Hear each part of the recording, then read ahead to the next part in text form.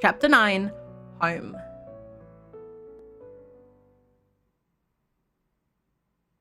Fortunately, we did not remain long in Oliver. We were able to find a Barry resident who had delivered the last of his cargo to the city, and he offered to give us a ride back. We took it easy as we relaxed on the back of the wagon. I was still emotionally fatigued, but did my best to remain engaged in conversation, especially since it now tackled more sensitive issues. The wagon ride was smooth, but whenever a jolt or bump happened, I would stare or bolt upward. However, I was able to have a nap for a little while. My eyelids fluttered as I heard Elmari and Kare's voices drift in and out. Bring it up to Master Arcelio. It's about time the Seraphis looked beyond the Skylands. Good luck getting them involved, pompous dragon kind. What really concerns me is how Heavenkind even found the remains. They shouldn't have any means of accessing them. Leave it to me. I'll see if Master Bedros will arrange a meeting. Right, and I'll have to break this to Master Kaya gently. She'll be even more reluctant getting involved. I can imagine her reaction. Oh my, this is why you shouldn't interact with Heavenkind. The high-pitched voice caused Elmari to burst out laughing. She doesn't sound... Okay, actually, she does. You're more observant than I thought. I heard an exasperated groan. Because she's always with Master Bedros, and I'm stuck listening to her uptight. Oh, you're up! Planning to sleep the whole afternoon away? I yawned, rubbing my eyes as I surveyed our location. We were passing through the birch forest near Barry, and it was situated between Elmari and Care, their shoulders grazing mine. Yeah, I'm up. What were you two discussing? Just a lot of stuff we have to do once we return. Sooner the better. His face fell as he said that, but he forced a smile to reassure me. And Care was entertaining me with his imitations. I wasn't even trying, but I could probably do better than Aura. I thought back to the scene in the forest, when I poked fun at him during a meal. I admit, it wasn't the most accurate impression. He grinned teasingly. Hi, I'm Aurelie from Barry. I let my sword do the talking and... Ow! I elbowed him and grumbled. I deny all that. Elmari found the whole thing amusing. Me, imitate me. Care and I exchanged a smirk. I have a question. I have another question. I do not ask that managed questions. Do I? Elmari, that was another. Ah! The wagon bumped abruptly and I bolted upright, clutching my chest to quell my reaction. Aura, you okay? I could feel my friends hovering nearby. As I felt my heart calm down, I sank back into my original position between them. I mustered a strange smile. Okay, just startled.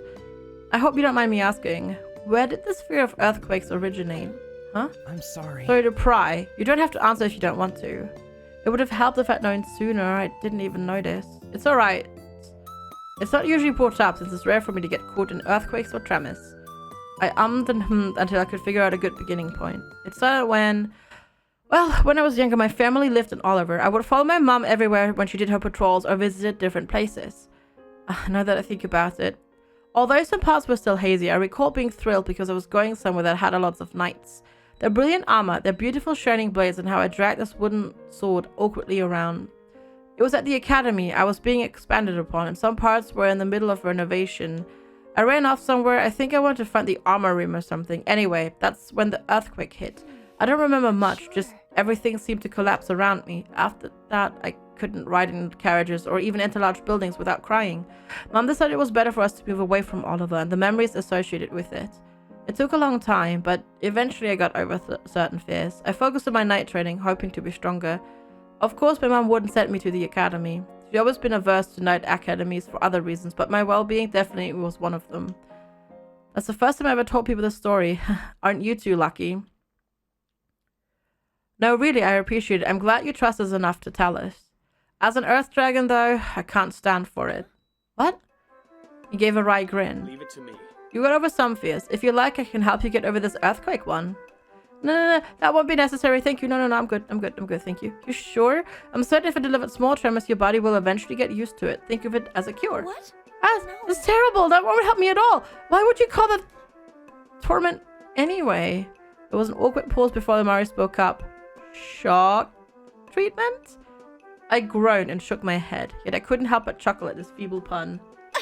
Congratulations, Elmari. You have mastered Heavenkind humor and everything there is to know about our culture. There's nothing more to teach you. Kira glanced between us quizzically, as if determined to figure out the pattern. I don't know. I feel the delivery was a little rocky. Elmari burst out laughing. I could only gawk at Care, who seemed pleased at his own joke. I made a cross with my arms. Banning this, banning puns. As we pestered each other relentlessly, I slumped down and glanced up at the sky, wondering when these interactions had become second nature and routine. It was all coming to an end. Not that we could help it. They had amends to make for running away. And now that we uncovered something rather disquieting, they had to return and report to their masters. Once we reached Barry, the driver was kind enough to wheel us directly outside my family home. I eagerly hopped out of the wagon. It was evening, and I could see light from within the house. I had barely touched the doorknob when the entrance flew open, and my mother hugged me tightly. Mom! For a moment, I couldn't breathe because she was embracing me so tightly. When she finally let go, she grabbed my shoulders and examined me. You're home! Congratulations on saving the world! Mom, I didn't do anything like that.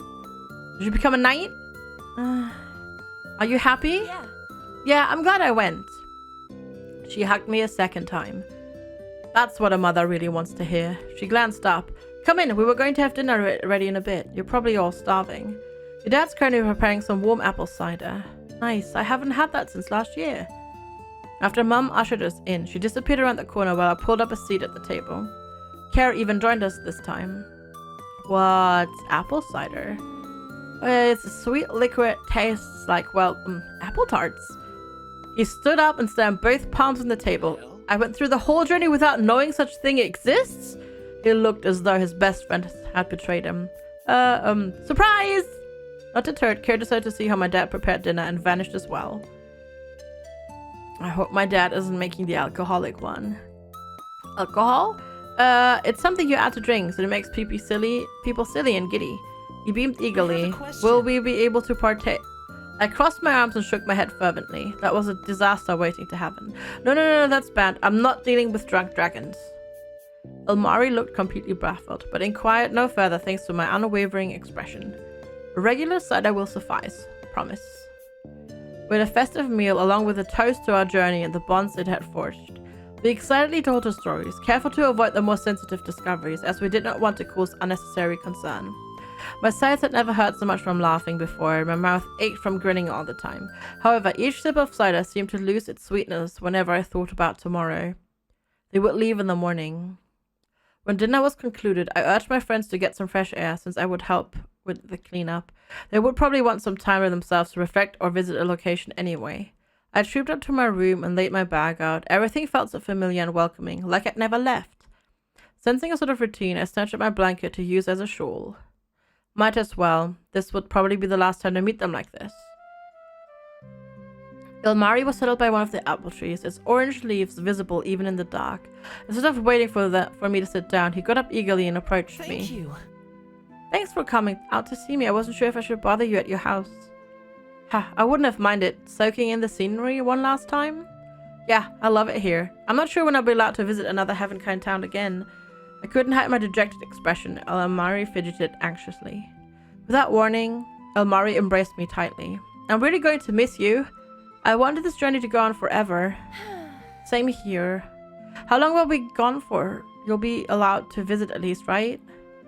I'll do everything I can. I'm going to see if I can encourage writing and recording in Dragonkind culture. It'll probably lessen the roles of knowledge keeper somewhat, but then it'll allow us more freedom. We let go, his hands still clutching my shoulders. Elmari, it sounds like you're going to change the system. Of course. It won't happen overnight, of course, but I'll be sure to promote more Heavenkind and Dragonkind interaction. If you keep up your reading lessons, I promise I'll write letters to you. I'm not even sure how they'll arrive to where you are. I'm guessing you don't have an address? What? An address? His lips quivered and he hugged me again.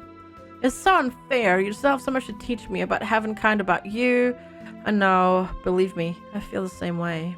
I rubbed his back comfortingly, letting my finger comb through his hair. I devoted my memory to the foremost figure in our embrace. Nothing more needed to be said. We remained in the hug for a few more minutes. When Elmari's shoulders stopped trembling and his breathing became calmer, I slowly stepped back, dropping my arms. I really can't thank you enough for everything. I'm grateful that I got the chance to join you in care. At least you two will stick together from now on, right? A pained look appeared on his face. Yeah, but what about you? I'll be fine. I'll be keeping myself busy. You won't be the only one with our hands full. That reminds me, where's Care? I need to say goodnight to him too. I think he's closer to your home. Huh? I thought he'd be further away. He likes the pastry scent your house has.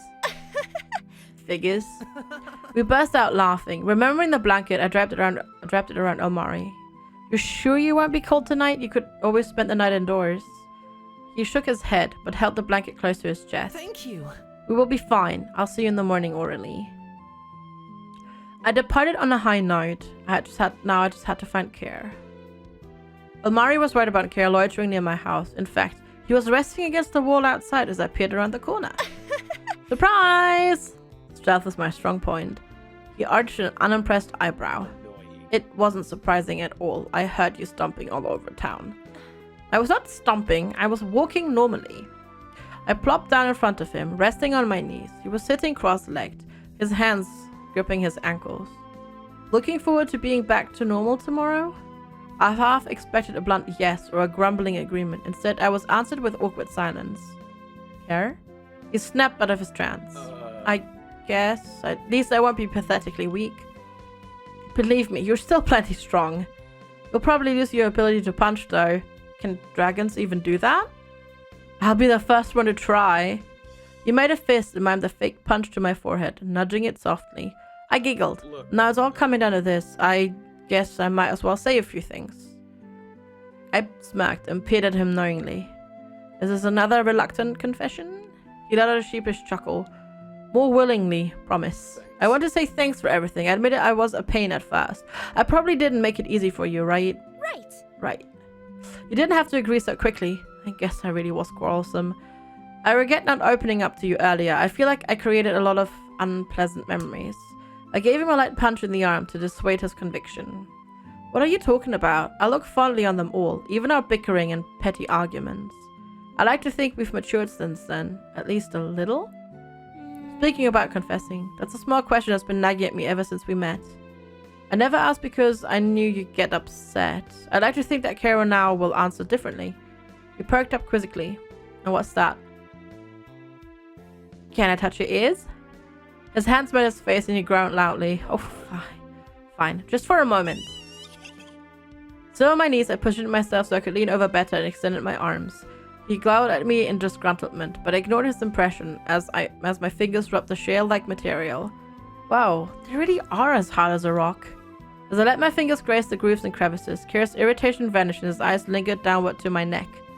Wondering if I was making him uncomfortable, I let go, but he reached out and enveloped my back with his arms, pulling me close. Kira? He nuzzled my neck and I pulled away in surprise. What are you doing? Something I wanted to do when we were on that patrol before a certain person panicked. So that was it. Did you seriously think I was going to bite you? Well, you moved yourself suddenly and my mind went blank. Necks are vulnerable. When a dragon can expose their neck to another, it means I trust you. When you rested your head back, I thought it was a sign, so I requited. Then I pulled away. Oh, talk about mixed signals. Tell me about it. I let a sheepish giggle to ease my nerves. I apologize. I trust you. Gingerly, he lowered his face once again. I tilted my head to the side in response. Content, he delicately nudged my throat with his nose. He stopped moving. I could feel his breath on my neck. Leave it to me. When I return, I promise to learn how to master that transformation spell. That way, I can see you again. I'll have to become a better pupil to master Bedros, but I think it's about time I took my studies more seriously. Ilmari and I will do our best to maintain strong relationships between our races. Never thought I'd be saying something like that in a million years. He pulled away so you could see my face. His hands now cradling my shoulders. Heavenkind aren't so bad. Still small and annoying though, and ignorant about Ishtera. Are you referring to Heavenkind in general or just me? You faint contemplation. I wonder. We exchanged a quick hug and both stood up. I'll see you in the morning then. Good night. Night. I gave him a small wave and retired for the night, my heart feeling heavy about tomorrow.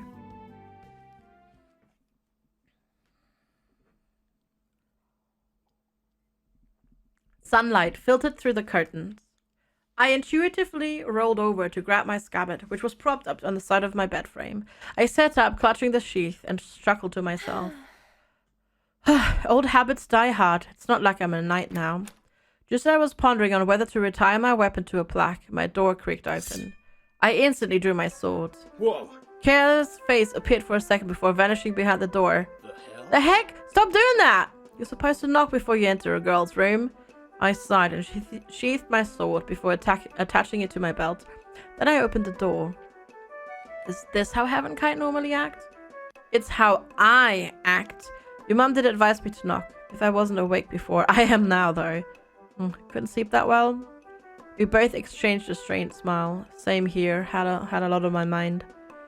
Downstairs, my dad was setting breakfast on the table. I could hear Omari and Mom's voices drifting in from the kitchen. Curious, I moved closer to hear their talk. But Omari addressed me before I could even see them. I'd appreciate it if you didn't eavesdrop on this conversation orally. Sorry. I could hear my mom laughing and decided to respect Elmari's wish for now. Guess he wasn't happy the first time I did it. I glanced at Kerr, who gazed intently at the floor, and I realized he was able to hear the conversation clearly. I wanted to ask, but instead I poked Kerr's shoulder to get his attention. I'm going for a quick walk. Want to come with, or will you stay here? I'll go. Outside, the air was crisp. There was little activity compared to the first time Kerr and Elmari visited Barry. After spending all that time in Oliver, I had no idea I would miss my hometown that badly. What will you do when you get back, besides being a good student to Master Bedros? Fight off every dragon who infringed on my territory while I was gone. Why am I not surprised? Kerr's ears perked up. As he turned around, I followed his glance. My home was still within our sight. We spotted Elmari, who quickly joined us on our stroll. I raised a skeptical eyebrow. How was the talk? He mustered an apologetic smile to appease me. About that. Kerr and Elmari exchanged looks. I told your mom about everything, about what happened with Merchant Ventures. I gaped and waved my arm in disapproval. You what? I didn't want to cause her any worry. I'm sorry. I know. However, your concern is valid about Argent Valera searching for you after what happened. Your actions were likely reported, and we don't know who the merchant was working for. If you just had Elmari eat him, that would have solved everything. Wait, you wanted me to what? That would have made it worse for sure. We were fortunate that no one was seriously hurt in that skirmish. I wish we'd handled it better, but the guild was aware of the cargo, so I'd still be treated as a thief. This happened because they were ignorant about your ways?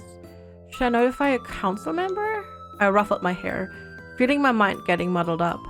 Try not to overthink this. There's too many unanswered questions. I think the best method is to directly talk to one of the wise dragons for now. I promise. You've already done so much for us. Let us return the favor. We'll take care of it. You probably won't be of much help at this point anyway. Kerr! No, Kerr's right.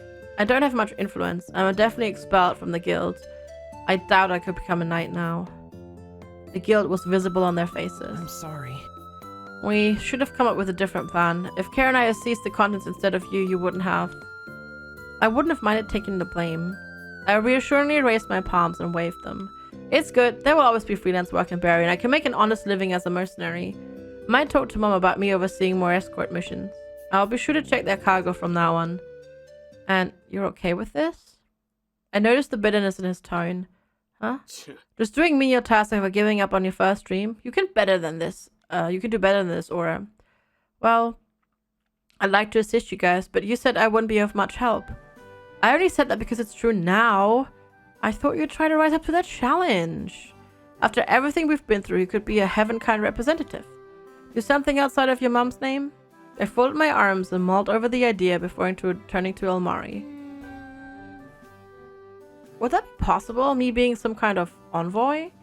Elmari squirmed at our inquisitive stares.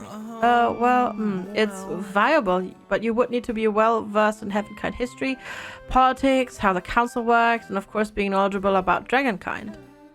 That sounds difficult. Elmari frantically shook his head. No, I think you can do it. I'll talk to Master K and Master Bedros about it and recommend you. As long as you don't need to write a letter of recommendation or something. Besides, if Kerr wants to help me, you'll have to brush up on his studies too. What? Oh, so by we, it was I'll leave everything to Elmari. Kerr let a light cough to hide his chagrin. I'll be more dutiful as an Archkeeper from now on. My specialty was supposed to be about Heavenkind anyway. Thank you. Thank you. I'll be counting on you, Kerr. I'm still not confident I can make rational decisions on my own yet.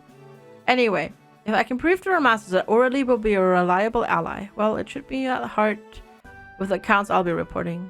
It's something to seriously consider, Aurelie. It'd be a role that highly value those knightly virtues too. Probably a little less sword fighting though. Let's do this. Even so, I'm sure it'll come in handy if we ever come across another Merchant Ventures episode. But being a representative does seem to mean that I'll have to be more worldly. Right.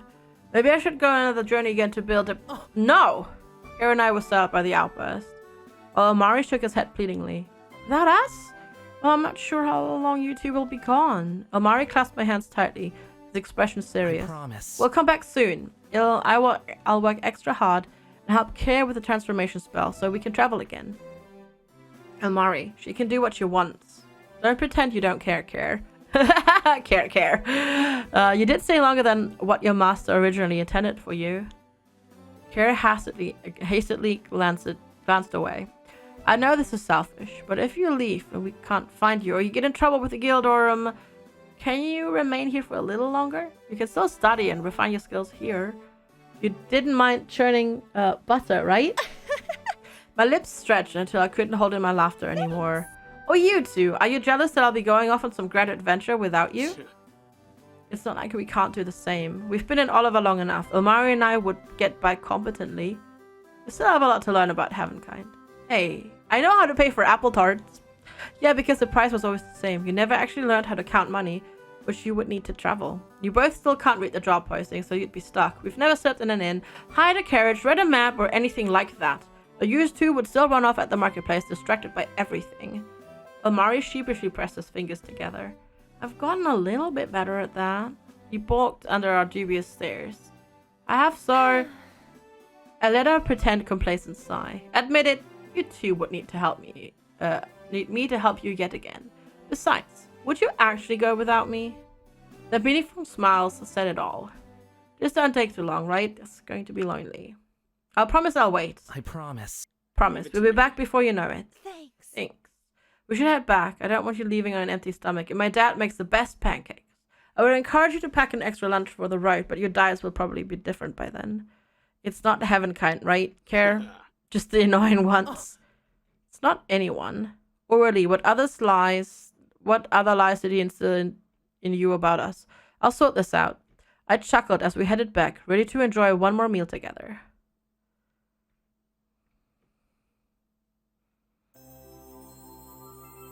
I present these offerings to pray for a safe trip and...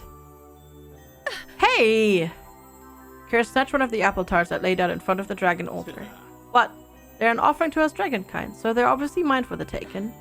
No, that's not how that's supposed to work. I futilely tried to snatch the treat out of his outstretched arm, but he placed a hand on my forehead and held me away. Omari appeared and smiled at us in amusement. Nice to see you all energetic. Despite that, there was a despondent edge to his voice, and his smile drooped. He approached the altar and, after some hesitation, knelt down and put the glass-blown ornament beside the pedestal. Kara and I immediately stopped our teasing, and I touched Omari's shoulder in concern. You're not taking it with you? No, I think it'll be better if it stayed with you. Kara and I will be working together, so I want you to have something to remember us by. He gauged the size of the cave. I'll be outside. Kara needs to be closer to the altar to transform back, since his master has to completely remove the curse. Right, meet you outside. I thought about leaving as well to give Kara some space, but I paused when I saw him pick up the discarded walking stick from long ago. He twirled it in his hands, then looked at me. This brings back a lot of memories. He poked me with it, and I shielded myself with exposed palms. Hey, hit me with that and I'll confiscate it. He laughed and turned it sideways as he presented it to me. I hacked the stick close before propping it against the altar beside Omari's blue ornament. Besides the missing apple tarts, I hoped there was a satisfying offer to the wise dragon. I stepped back, lingering close to the cave wall. Kara knelt down, then glimpsed my position. You need to move back. Right. Oh, right. I shuffled back a few paces. Further. Here. Nope, further. You're just messing with me. Have you ever seen an earth dragon before? Just you, and you're Heavenkind sized. Which is not an accurate representation, as you'll see in a minute. I was practically hugging the cave at the corner, expecting a flash. I shielded my eyes and slightly averted them. I could hear something mumbling, but I was too far away to comprehend it. As predicted, Kara was engulfed in a bright light which expanded and took shape before materializing into his true form. Unlike the lithe and serpent-like water dragon, the earth dragon was bulky, with powerful limbs, folded wings and overlapping armor that ran down from its neck to the end of its tail. It had rock-like juts protruding from its elbows and knees. I gaped and cautiously took a step forward. The ears and the earthly tones reminded me of Kerr, but I underestimated how fearsome he would appear in his true body. Kerr? He took a step, his large weight causing the cave to tremble. I immediately grasped the wall, not wanting to pitifully kneel down in fear. His large eyes widened, his next step was more cautious, like a cat getting ready to pounce. Oh no. Tremors aside, I could still take you on in a fair fight. A proud snort was heard, and his head loomed over me before lowering. I'd like to see you try. His voice was deeper, with a natural growl to it, but it was definitely Kerr. Kerr nudged me with his snout, and I took an unstable step back. Easy there. Sadly, we can't grapple on the grass playfully anymore. Come on, Ilmari is waiting. Once we stood outside, Ilmari was waiting patiently and quickly approached me before eyeing Kerr. All ready to go? I mustered a small smile. Yep, I'll see you two off. It'll be a nice walk until we reach the river. Kerr, why don't you give us a ride?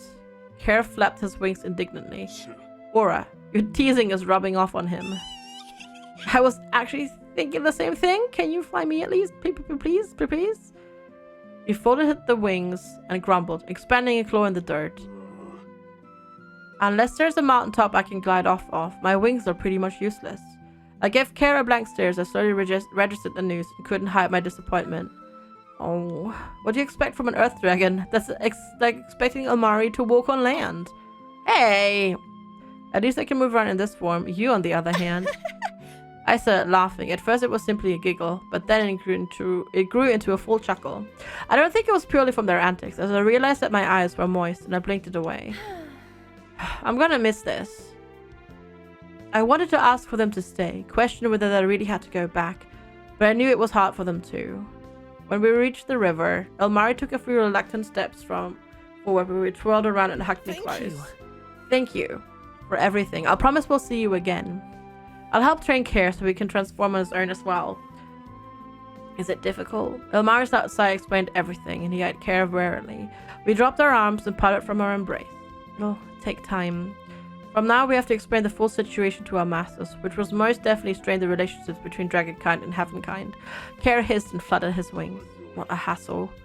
But it's something they should be made aware of before the situation potentially gets worse. Or else there will be real tension to worry about. Yeah, that makes sense. I jabbed my chest with a thud. Thud? Thumb. I'll be busy providing services to traveling merchants passing through Berry for now. I'll make sure all shipments going in and out are verified. Not as glamorous as knighthood, but I think it's important. I'll definitely consider that representative role too. Let's do this. Now get going. We're obviously stalling. I backed away, giving Ilmari some room. The mist enveloped him and a large shape stretched and loomed before me, followed by a splash. When the fog had evaporated, Ilmari's neck and head were still visible from above the water. A thought occurred to me, and I motioned for Kerr to lower his ears. Hey, do me a favor. I reached up and patted his muzzle. Give Ilmari his speech back. His nostrils flared, but he made a small jerking motion with his head that resembled a nod. Thanks. Good. If you do, I'll promise to visit you both somehow. Like a puppy demanding attention, Ilmari nudged my shoulder with his snout until I turned and patted it as well. Play nice. We'll be fine. Take care. Satisfied, Ilmari retreated into the river, while Kerr began walking upstream. I was surprised Kerr didn't vocalize a goodbye. However, he glanced back momentarily, and I smiled to myself. He didn't handle partings that well. Take care, Kerr, Il, and Ilmari. I felt the urge to run along with them, and instead waved at them fervently until I disappeared from sight. Knowing I would break down sobbing, I continued to stand there. I returned to the cave. I smiled wistfully as I picked up the glass ornament and the crude walking stick. Once I had arranged them in front of the dragon statue, I made a prayer to the altar. Not sure if this communication works between anyone or just between dragonkind. I should have asked. Ugh, how silly of me. But please take care of those two for me. They're both important, and I'll be lonely without them. I have a feeling they'll be preoccupied with a lot of things before we can see each other again.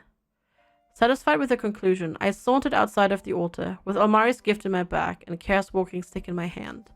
The vivid redness of autumn had died, replaced by bare trees and a noticeable nip in the air.